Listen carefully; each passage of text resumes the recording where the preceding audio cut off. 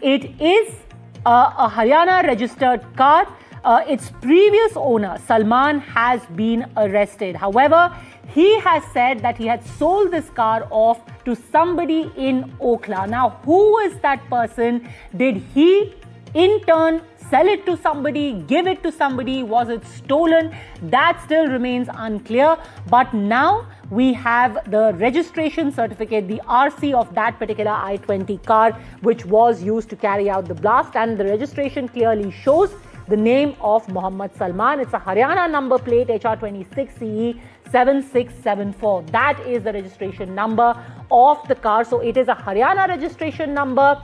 A special cell team has already been dispatched for Haryana. The UP ATS also forming a part of the investigation. So across states, this particular probe is going to take place. Vishnu.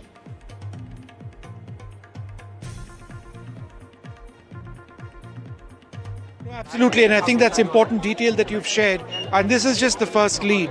On the owner of the car at a certain stage, it's a Haryana number plate number. It's believed to be a Hyundai i20. Who is the eventual owner of the car, the present owner of the vehicle?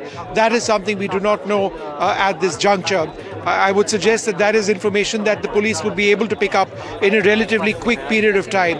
What I would actually want to know on a very immediate basis is the nature of the explosive which was used. Ammonium nitrate is easier to acquire than RDX. RDX is the favored sort of chemical explosive, high-intensity explosive of use by terrorists. We've seen its use and how it's transformed the face of terrorism across the world over a period of time, not least of all in Kashmir. That's something that needs to be established.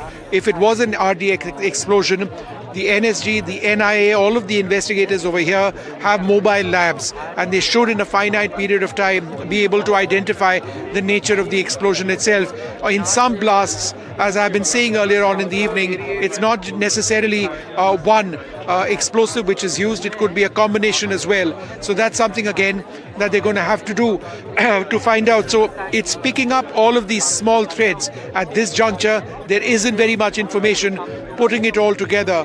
But spare a thought for the families, for the loved ones of all of those who've lost their lives. As you've been mentioning, 7 at least of those who have lost their lives, their mortal remains cannot be identified. This is just a horrific situation as a result of a high-intensity blast in one of the most congested parts of the national capital.